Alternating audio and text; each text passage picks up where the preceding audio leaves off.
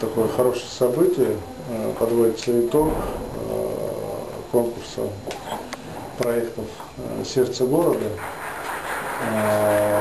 Мы, в принципе, этот проект еще раньше поддержали, но не только, так сказать, в той части, в которой занимались вот здесь проектанты, а в целом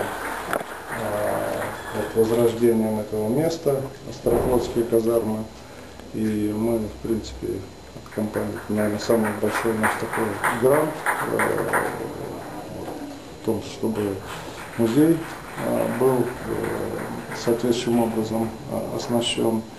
Ну и вот в качестве, так сказать, поддержки мотивационной, что ли, денежной этих проектов для награждения участников тоже выделены дополнительные средства.